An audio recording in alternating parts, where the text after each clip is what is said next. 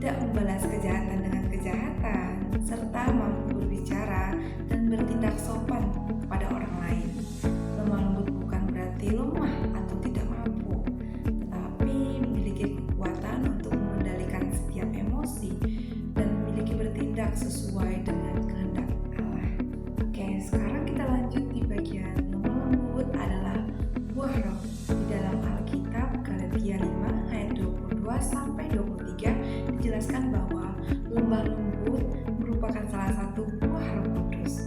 Artinya apa? Artinya bahwa sikap ini bertumbuh ketika kita hidup dekat dengan Tuhan dan mentaati setiap firman-Nya. Nah, sekarang kita masuk di teladan lemah lembut dalam Alkitab. Di sini yang bisa kita pelajari ada dua contoh teladan yang bisa kita pelajari. Yang pertama, Tuhan Yesus. Tuhan Yesus tetap mengasihi orang yang telah menghina dan menyakitinya. Ia mengajarkan kita tentang kasih, pengampunan, dan kelemah lembutan kepada setiap orang. Dan untuk yang kedua, Musa. Musa dikenal sebagai orang yang sangat lemah lembut. Bilangan pasal 12 ayat 3 berkata, walaupun sering menghadapi keluhan bangsa Israel, namun ia tetap sabar dan taat kepada Tuhan. Nah, dari dua teladan ini dapat kita praktekkan ataupun dapat kita contohi atau dapat kita teladani di dalam setiap kehidupan kita.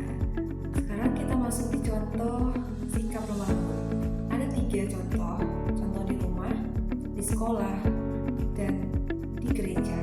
Dan sekarang kita mau bahas contoh di rumah. Ada 3 contoh yang ada di rumah. Contoh yang pertama, berbicara sopan dengan orang tua. Nah, kita perlu yang namanya berbicara yang sopan kepada orang tua, orang lain, ataupun orang yang lebih dewasa dari kita, perlu yang namanya kita berbicara sopan santun.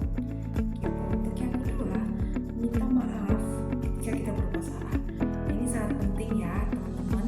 Ketika kita berbuat salah, mau sekecil apapun salahnya, mau segede apapun salahnya, perlu yang namanya kita minta maaf kepada orang yang bersangkutan. Kenapa? Karena kita perlu bertanggung jawab atas kesalahan kita, dan kata maaf itu sangat-sangatlah mahal, dan itu perlu kita terapkan di dalam setiap diri kita. Untuk yang ketiga, membantu pekerjaan rumah.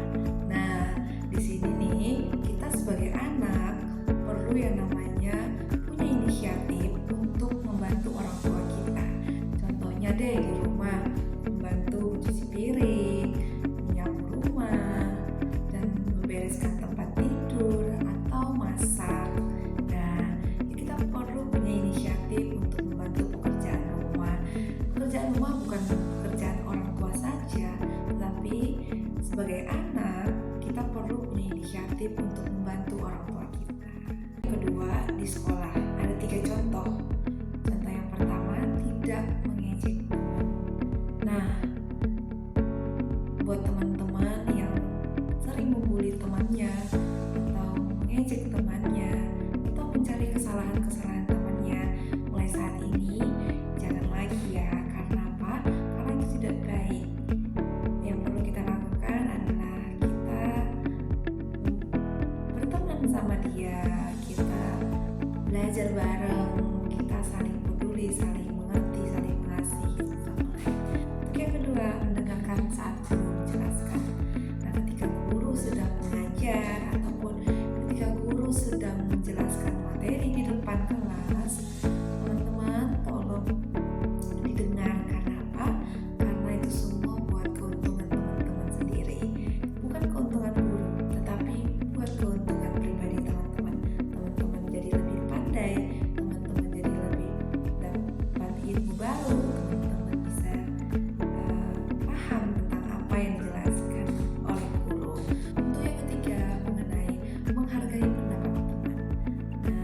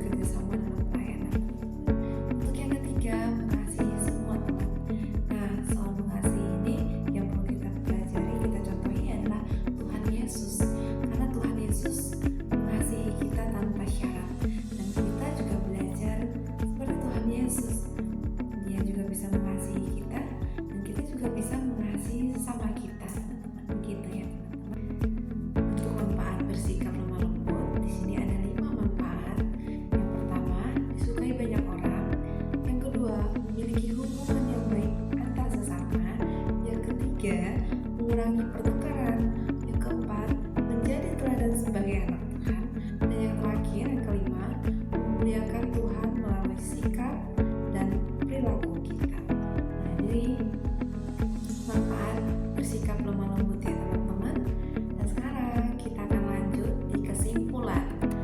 Kesimpulannya teman-teman, lemah lembut adalah sikap yang diajarkan Tuhan